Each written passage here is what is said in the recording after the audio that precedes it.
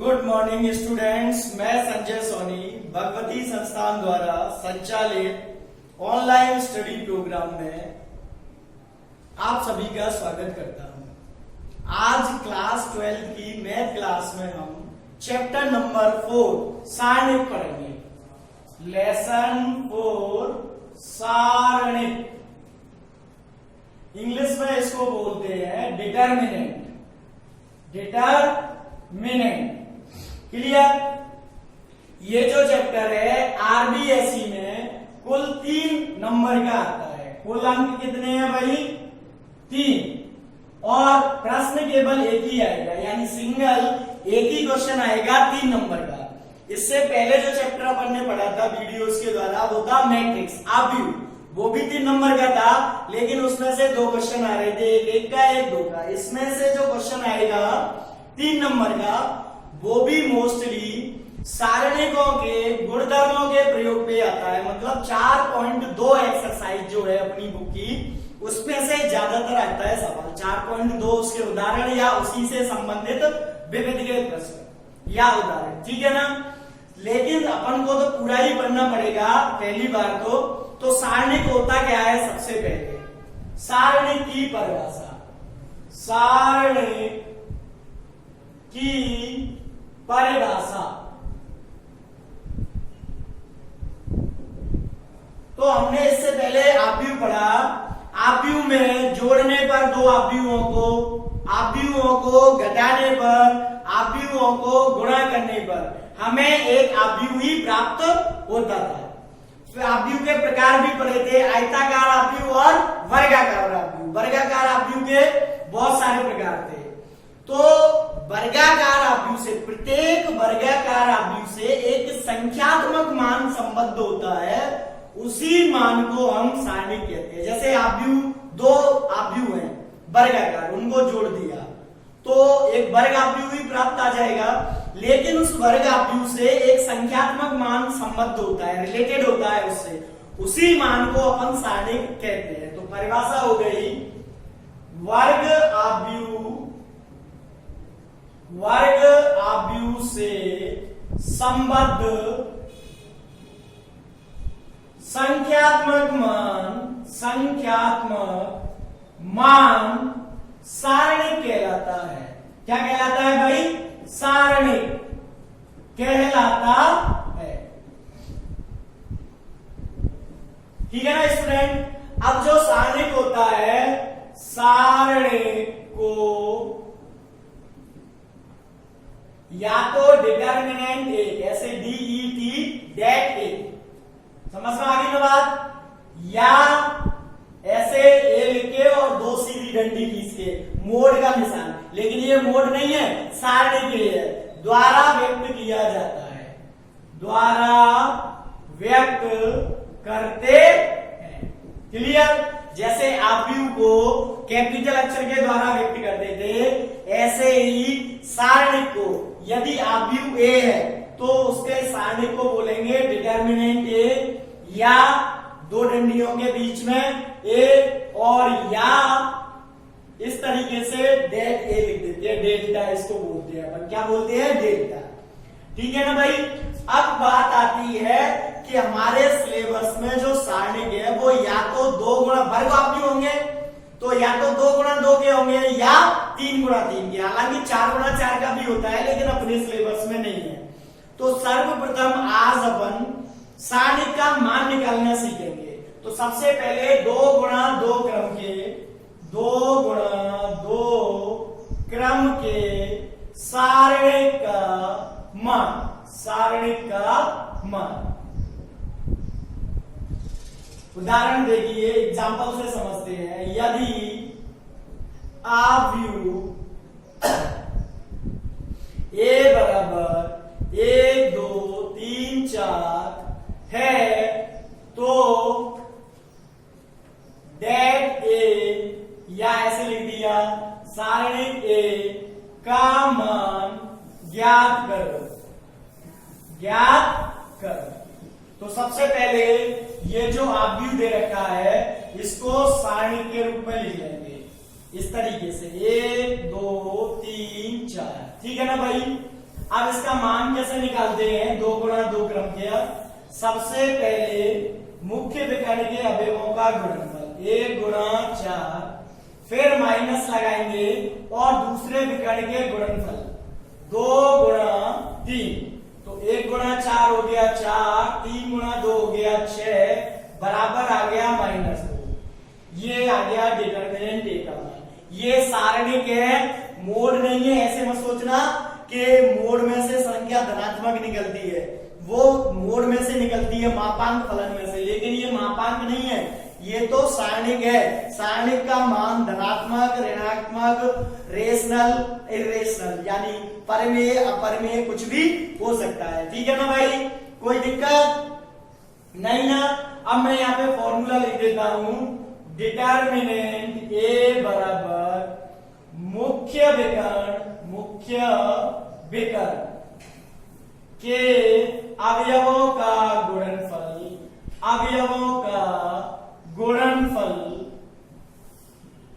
Minus दूसरे विकर्ण अवयवों का गुणनफल। इस फॉर्मूले की सहायता से हम 2 गुणा 2 क्रम के सारणिक का मान ज्ञात करेंगे। ठीक है ना भाई? अब बात आती है 3 गुणा 3 क्रम के सारणिक का मान। ये समझ में आ गया? पहले या तो आप भी दे रखा होगा या सीधा इस तरीके से इसका मान पूछेगा। तो मुख्य विकर्ण के अवयवों का गुणनफल माइनस लगाओगे इनका गुणनफल। ठीक है ना? पहले मुख्य विकर्ण, फिर माइनस दूसरे विकर्ण, पहले ऊपर से नीचे, फिर नीचे से ऊपर। समझ में आ गई ना बात? ये तो हो गए मुख्य विकर्ण के अवयव, ये हो गए दूसरे विकर्ण के अवयव। मुख्य विकर्ण, दूसरा विकर्ण। प्रत्येक वर्ग में 2 ही विकर्ण होते हैं, एक को अपन ने मुख्य विकर्ण बोल दिया, एक को दूसरा विकर्ण। मुख्य विकर्ण होगा ऊपर से नीचे की ओर इस तरीके से, और दूसरा विकर्ण ये। ठीक है ना भाई? अब 3 गुणा 3 क्रम का देखना है। ज्यादातर जो सारणिक में सवाल आएगा वो 3 गुणा 3 क्रम का ही आएगा, लेकिन अगला जो लेसन है अपना 5th वाला, आव्यूह का प्रतिलोम आव्यूह, उसमें 2 गुणा 2 क्रम के भी हैं, तो इसीलिए अपन पूरा ही सीखेंगे। अब आती है बात 3 गुणा 3 क्रम के सारणिक का मान।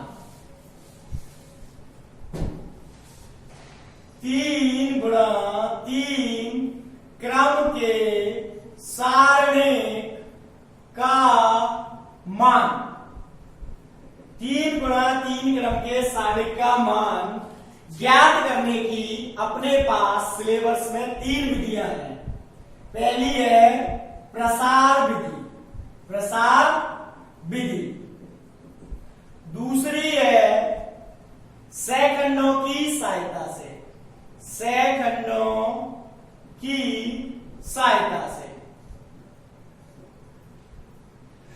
और तीसरी है सारुस विधि। ठीक है ना भाई? मैं तीनों ही विधियां यहां पे बताऊंगा। ठीक है?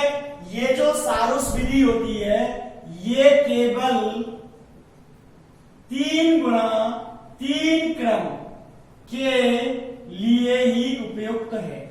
बाकी के मान 2 गुणा 2 का निकालना चाहे नहीं निकलेगा, 3 गुणा 3 का निकाले निकल जाएगा, 4 गुणा 4 का निकाले नहीं निकलेगा। केवल और केवल 3 गुणा 3 क्रम के सारणिक का मान ही सारुस विधि से निकलता है। बाकी की ये दोनों विधियां प्रत्येक क्रम के सारणिक का मान ज्ञात करने के काम में ली जा सकती है। जैसे 2 गुणा 2 का था, तो अभी जैसे मैंने मान ज्ञात किया था उसको अपन प्रसार विधि बोलते हैं। क्या बोलते हैं भाई? प्रसार विधि। सेकंडों की सहायता से मैं भी बताऊंगा। अब 3 गुणा 3 का अपन एक एग्जाम्पल लेते हैं। एग्जाम्पल 1, 2 3, 3 2 1, 2 1 3। इस सारणिक का मान ज्ञात करना है, और कौन सी विधि से करना है भाई? प्रसार विधि से। तो देखो, इसको अपन बोलते हैं R1, इसको बोलेंगे R2, इसको बोलेंगे R3। यानी पहली पंक्ति है R1, दूसरी पंक्ति है R2, तीसरी पंक्ति है R3। इसी प्रकार इसको C1, C2 और C3, पूरा जो पहला स्तंभ है उसको C1, दूसरे स्तंभ को C2, तीसरे को C3। तो हम किसी भी एक पंक्ति या एक स्तंभ के अनुदेश सारणी का प्रसार करते हैं। R1 के अनुदेश कर सकते हैं, R2 के अनुदेश कर सकते हैं या R3 के अनुदेश। इसी प्रकार C1, C2 किसी भी एक के अनुदेश प्रसार करेंगे, मान बराबर ही आएगा, चाहे अपन R1 के अनुदेश करें या C1 के अनुदेश, सारणी का मान समान ही आता है। तो देखें मैं यहां पर R1 के अनुदेश प्रसार करने पर लुक एट,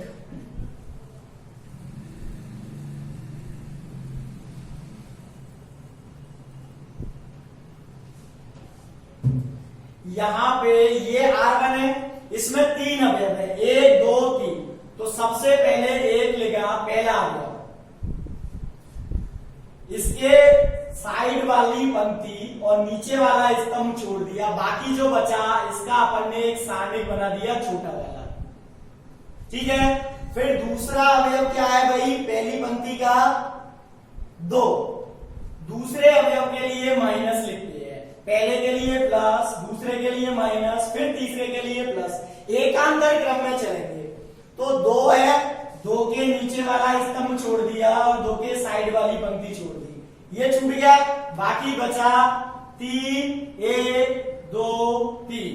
फिर अगला अक्षर क्या है, 3, पहली पंक्ति का अंतिम अक्षर 3 लिखा और इसके नीचे वाली स्तंभ और साइड वाली पंक्ति छोड़ी, क्या बचा 3 2 2 1, 3 2 2 1। समझ में आ गई ना भाई।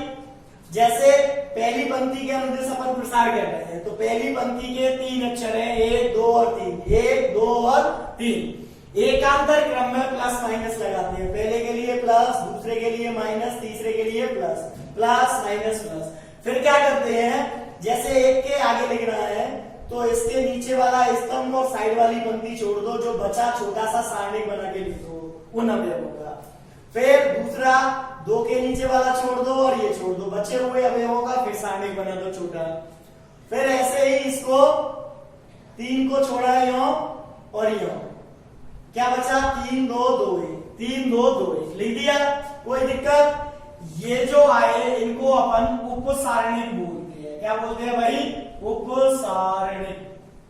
इसको बोलेंगे A11 का उप सारणी, क्योंकि पहला अक्षर है। इसको A12 का उप सारणी, इसको A13 का उप सारणी।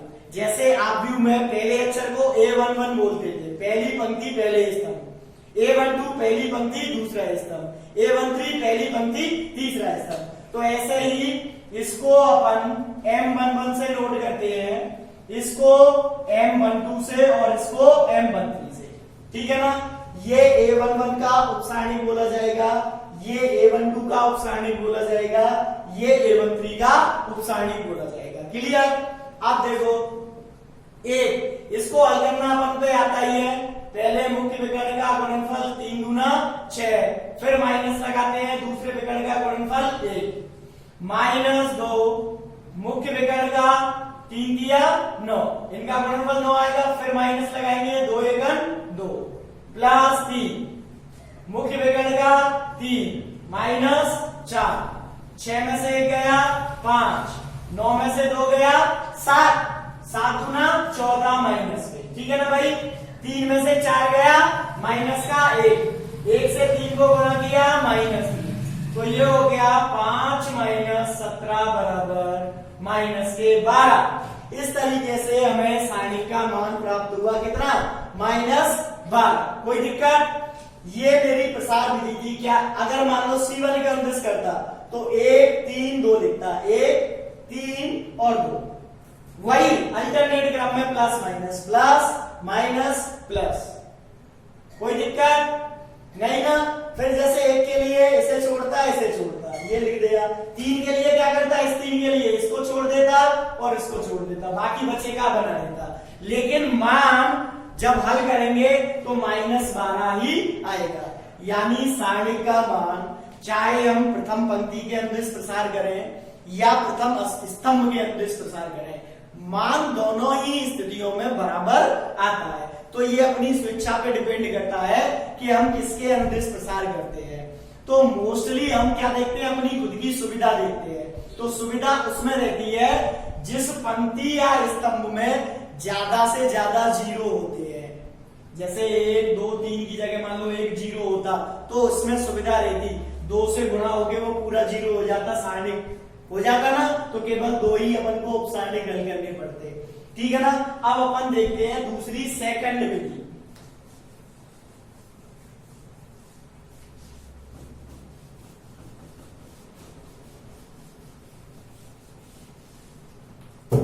सेकंड विधि क्या, सेकंड।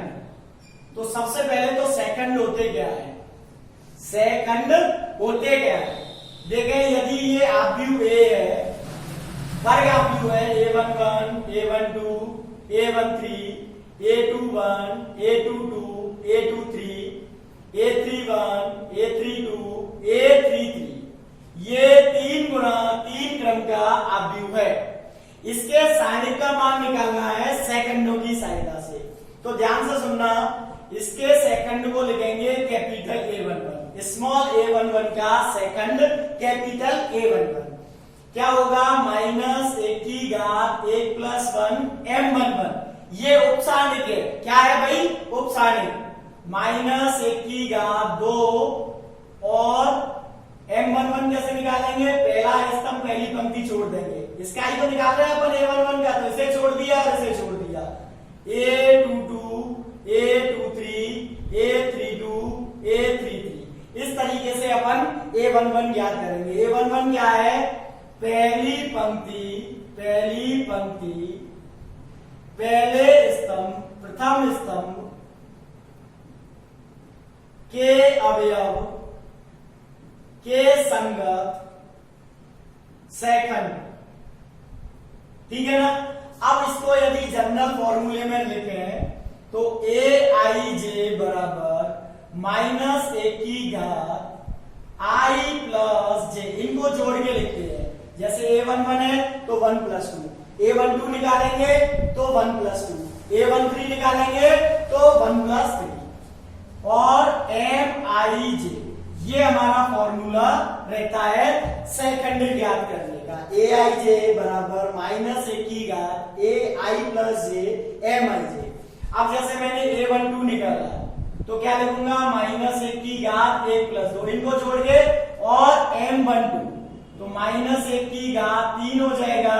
और M12 कैसे निकालेंगे हम, दूसरा स्तंभ छोड़ना है, पहली पंक्ति छोड़नी है। तो देखो पहली पंक्ति छोड़ दी, दूसरा स्तंभ छोड़ दिया, बाकी बचा लिख लो। देखो पंक्ति पहली छोड़नी है, दूसरा स्तंभ छोड़ना है, तो ये पहली पंक्ति छोड़ दी और ये दूसरा स्तंभ छोड़ दिया। क्या बचा, A21, A23, A31, A33। इस तरीके से अपन सेकंड ज्ञात करेंगे। तो सारणी का मान होता है डिटर्मिनेंट A बराबर small a11 capital A11 plus small a12 capital A12 small a13 capital A13। ये सारणी का मान होता है 3 गुणा 3 क्रम का। ठीक है ना भाई। अवयवों को उनके संगत सेकंडों से गुणा करके जोड़ने पर सारणी का मान प्राप्त होता है। ये प्रथम पंक्ति के अवयव हैं, तो प्रथम पंक्ति के अवयवों के संगत सेकंड से उनको गुणा करते हैं। A11 कैपिटल, ये दोनों समान, ऐसे ही ये दोनों समान, ऐसे ही ये दो। यदि अवयव दूसरे ले लें अपन, स्तंभ के ले लें और सेकंड यही ले लें, जैसे स्मॉल a11 ले लिया और कैपिटल A11 ले लिया। ठीक है। फिर स्मॉल A21 ले लिया लेकिन कैपिटल A12 ले लिया, स्मॉल A31 ले लिया कैपिटल A13, तो इसका मान 0 आएगा। या दूसरी पंक्ति के अपन अवयव ले लें और पहली पंक्ति के सेकंड ले लें तो मान 0 आता है। ये सारणी का गुणधर्म होता है, अपन आगे और पढ़ेंगे अभी दोबारा से। फिलहाल इतना समझ रहे हैं, सारणी का मान किसी एक पंक्ति या एक स्तंभ के अवयवों को उनके सेकंडों से, संगत सेकंडों से गुणा करके जोड़ने पर सारणी का मान प्राप्त होता है। अब इसकी सहायता से हम अभी वाले सारणी का मान ज्ञात करेंगे। देखो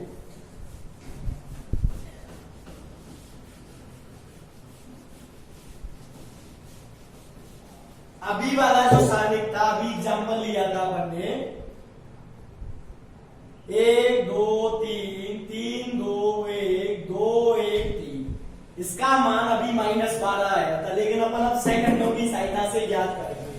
तो सबसे पहले मैंने a11 निकाला -1 की घात 1 + 1 और m11, तो पहली पंक्ति और पहला स्तंभ छोड़ के क्या बचेगा 2 1 1 3, -1 की घात 2 हो गया भाई, 1 और 1, ठीक है ना। देखो पहली पंक्ति पहला स्तंभ छोड़ दिया 2 1 1 3 2 1 1 3, m11 आएगा ना। इसको कैसे हल करते हैं, 2 3 6 -1, तो 6 -1 कितना आ गया भाई 5, -1 की घात यदि सम संख्या है 2 4 6 आती है तो प्लस का आएगा, और अगर विषम संख्या आती है तो क्या आएगा माइनस का।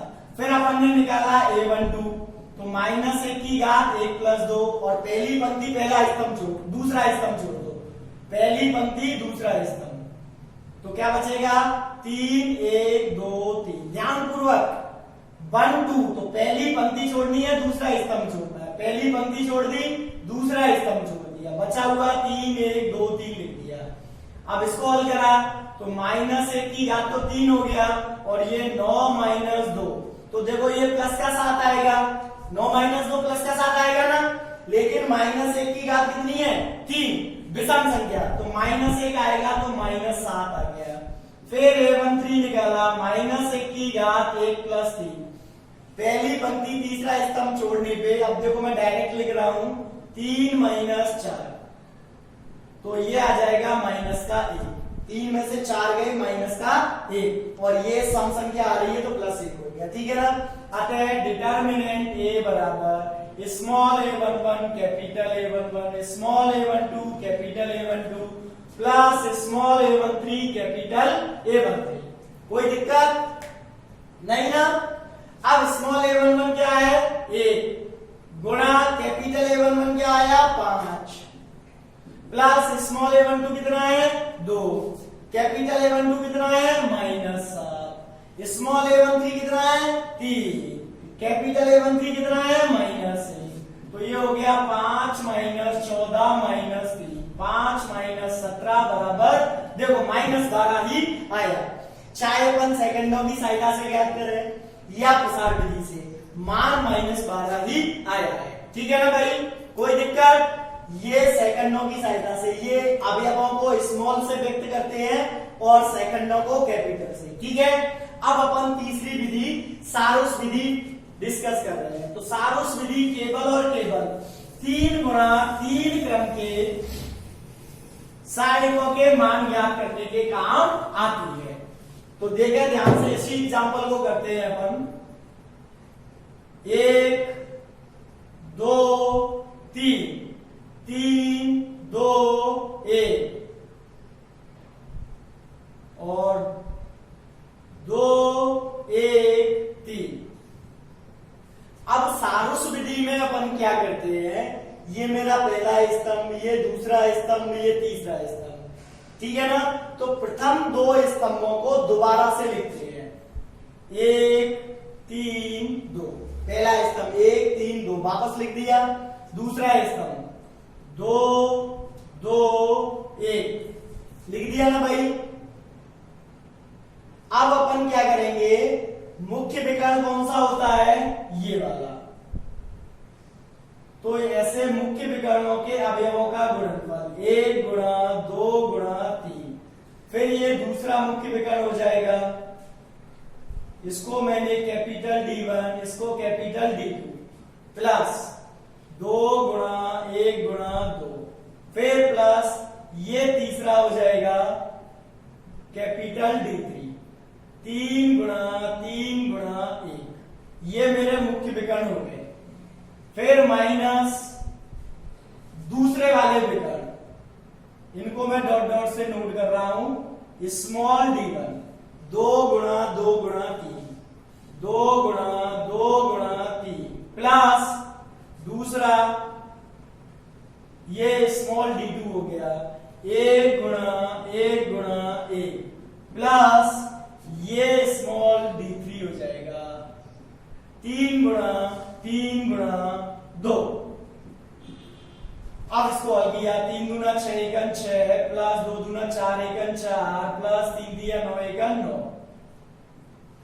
पहला हो गया भाई माइनस 2 दूना 4 दिया 12 1 एकम 1 एकम 1 3 दिया 9 दूना 18 6 और 4 10 और 9 19 माइनस 12 18 30 31 और हल करने पे माइनस 12। इस तरीके से हम सारोस विधि से और सारणिक का मान ज्ञात करते हैं। इसमें फॉर्मूला क्या रहेगा d1 plus d2 plus d3